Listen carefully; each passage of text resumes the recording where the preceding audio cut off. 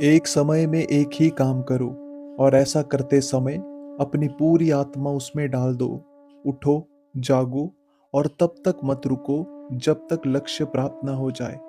दोस्तों, इन पंक्तियों को कहने वाले उन महान सन्यासी को आज दुनिया स्वामी विवेकानंद के नाम से जानती है। स्वामी विवेकानंद केवल एक व्यक्ति नहीं, बल्कि जागती हुई चेतना के स्वर थे, जिन्होंने सोई हुई आत्माओं में साहस का दीप जलाया। सन्यासी की वेशभूषा में भी उनके भीतर कर्म का ज्वार था और विचारों में ऐसा तेज जो अंधकार को चुनौती देता था। नमस्कार दोस्तों, मेरा नाम जतिन है और स्वामी विवेकानंद जी की जीवनी पर बनाई गई इस वीडियो में आपका हार्दिक स्वागत करता हूं। दोस्तों, स्वामी विवेकानंद का जन्म 12 जनवरी 1863 में कलकत्ता के दत्त परिवार में हुआ था। यह वह समय था जब भारत ब्रिटिश शासन के अधीन था और देश राजनीतिक गुलामी, आर्थिक शोषण तथा सामाजिक कुरीतियों से जूझ रहा था। 1857 के भारतीय स्वतंत्रता संग्राम के बाद अंग्रेजों ने अपनी पकड़ और मजबूत कर ली थी, जिससे भारतीयों में हीन भावना और निराशा बढ़ गई थी। समाज जाति भेद, अंधविश्वास और अशिक्षा में जकड़ा हुआ था।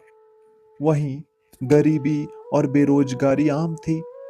ऐसे कठिन समय में स्वामी विवेकानंद का उदय एक नई आशा के रूप में हुआ, जिन्होंने भारत को आत्मविश्वास, आध्यात्मिक जागरण और अपनी असली शक्ति को पहचानने की प्रेरणा दी। स्वामी विवेकानंद मूलतः कलकत्ता के निवासी थे, जो उस समय भारत का एक प्रमुख सांस्कृतिक व बौद्धिक केंद्र था। उनका मूल नाम नरेंद्र नाथ दत्त था। उनका संबंध एक सुसंस्कृत व शिक्षित परिवार से था।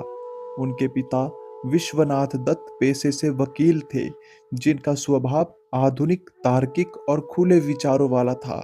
उनकी माता भुवनेश्वरी देवी एक धार्मिक, संस्कारी और दृढ़ इच्छा शक्ति वाली महिला थी।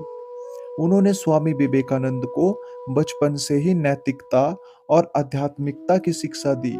स्वामी जी के दादाजी का नाम दुर्गाचरण दत्त था। वे एक धार्मिक और आध्यात्मिक प्रवृत्ति के व्यक्ति थे।